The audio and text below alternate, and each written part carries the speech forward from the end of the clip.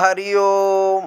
आप सभी साथियों का आपके चैनल आनंद सांडिल्य पर हार्दिक स्वागत है, हार्दिक अभिनंदन है। साथियों, वैशाख मास शुक्ल पक्ष की चतुर्थी के दिन भगवान नरसिंह के रूप में प्रकट हुए थे, इसलिए यह तिथि एक पर्व के रूप में मनाई जाती है। इस व्रत को प्रत्येक नर नारी कर सकते हैं। व्रती को दोपहरी में वैदिक मंत्रों का उच्चारण करके स्नान करना चाहिए। नरसिंह भगवान की मूर्ति को गंगा जल से स्नान कराकर मंडप में स्थापित करके विधि पूर्वक पूजन करने का विधान है। ब्राह्मणों को यथाशक्ति दान दक्षिणा वस्त्र आदि देना अभिष्ट है। सूर्यास्त के समय मंदिर में जाकर आरती करके ब्राह्मणों को भोजन कराना चाहिए। इस विधि से इस व्रत को करके उसका पारण करने वाला व्यक्ति लौकिक दुखों से मुक्त हो जाता है और उस भक्त पर भगवान विष्णु की असीम अनुकंपा हो जाती है और उसके जीवन में जो भी विघ्न बाधाएं वह कष्ट आदि होता है, वह नरसिंह भगवान की कृपा से उसका दूर हो जाता है और उसको अनेक प्रकार के सुख प्राप्त होते हैं।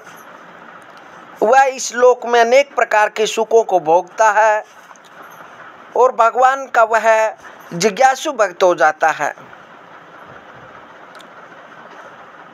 और जिज्ञासु भक्त होकर भगवान की भक्ति में वह इस प्रकार से लीन हो जाता है। उसे किसी भी प्रकार में से किसी भी स्थिति में, किसी भी पीड़ा में व किसी भी प्रकार की विपत्ति में उसको कष्ट नहीं होता और उस पर भगवान विष्णु की असीम अनुकंपा प्राप्त होती है।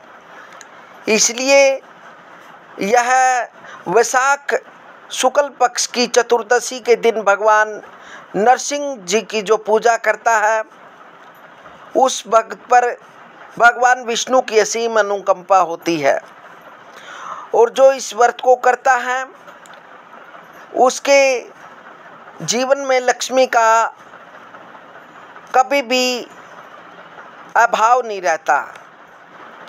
लक्ष्मी उसके जीवन में सदैव रहती है और उसके सभी कार्य निर्विघ्नता पूर्वक भगवान विष्णु की कृपा से संपूर्ण व पूर्ण होते हैं। जो साथी इस चैनल पर नए हैं, चैनल को सब्सक्राइब कर लें और वीडियो को अंतिम तक जरूर देखें, क्योंकि नरसिंह जयंती भगवान की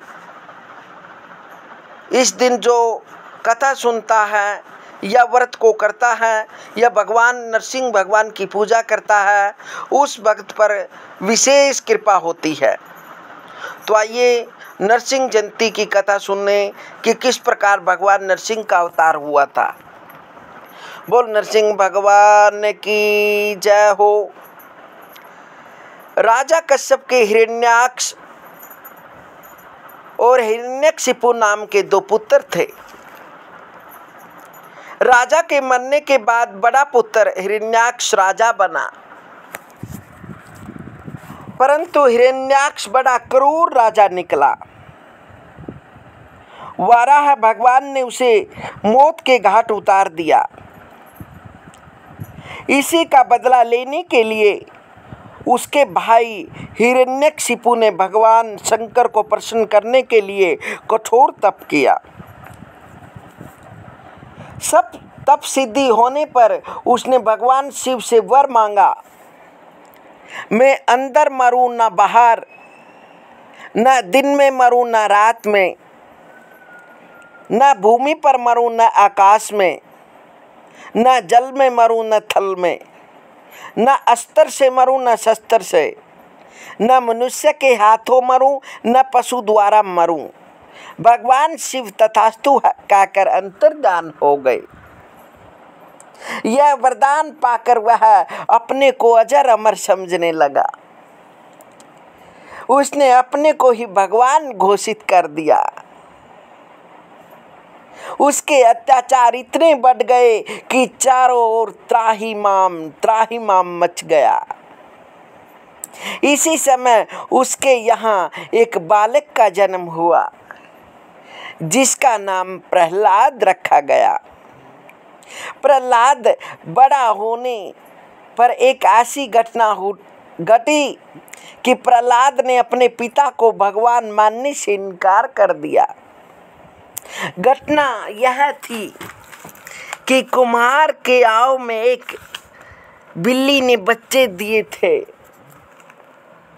आव में आग लगने पर भी बिल्ली के बच्चे जीवित निकल आए। प्रहलाद के मन में भगवान के प्रति निष्ठा बढ़ गई। हिरण्यकशिपु ने अपने बेटे को बहुत समझाया कि मैं ही भगवान हूँ, परंतु वह इस बात को मानने को तैयार नहीं हुआ। हिरण्यकशिपु ने उसे मारने के लिए खंबे से बांध दिया और तलवार से वार किया। खंबा फाड़कर भयंकर शब्द करते हुए भगवान नरसिंह प्रकट हुए। भगवान का आधा शरीर पुरुष का तथा आधा शरीर सिंह का था। उन्होंने हिरण्यकशिपु को उठाकर अपने घुटनों पर रखा और दहलीज पर ले जाकर गोधूली बेला में अपने नाखून से उसका पेट फाड़ डाला। ऐसी विचित्र भगवान का लोक मंगल के लिए स्मरण करके ही इस दिन व्रत का महात्म्य करें। इस प्रकार से भगवान नरसिंह भगवान प्रकट हुए, क्योंकि हिरण्यकशिपु ने अपनी प्रतिष्ठा का, अपने बल का बड़ा घमंड था और वो अपने आप को ही भगवान घोषित करने लगा और चारों ओर जो उसका साम्राज्य था सभी को प्रताड़ित करने लगा और कहने लगा इस पृथ्वी पर कहीं भी भगवान नहीं है, मैं ही भगवान हूँ। लेकिन उसने क्या पता था कि तेरे घर ही एक ऐसे बालक ने जन्म लिया है जो भगवान को मानता है लेकिन आप में परमात्मा को नहीं मानता। और जब उसने जबरदस्ती प्रहलाद को अपने को भगवान मानने के लिए कहा तो प्रहलाद ने मना कर दिया कि मेरा भगवान तो कोई और है। तो तब वह उसको बड़ा प्रताड़ित करता है, अनेक प्रकार की पीड़ाएं देता है, अनेक कष्ट देता है और उसको सताता है, अनेक प्रकार से उसको प्रताड़ित करता है। लेकिन जब इंसान के अंदर कुबुद्धि हो जाती है ना, जब उसमें बुरे विचार हो जाते हैं, यदि उसने अपने जीवन में अच्छा किया है तो उसको अच्छा मौका मिल भी जाता सुधरने का। लेकिन यदि उसने अपने प्रारब्ध में और इस जीवन में कोई अच्छा काम नहीं किया तो फिर उसको दंड भोगना पड़ता है बुरे कर्मों का। इसलिए उसने भी अपने बुरे कर्मों का दंड भोगा। जब प्रहलाद पर बिल्कुल ज़्यादा अत्याचार होने लगा तब भगवान ने सोचा कि मेरे भक्त की मैं क्यों नहीं रक्षा करूं।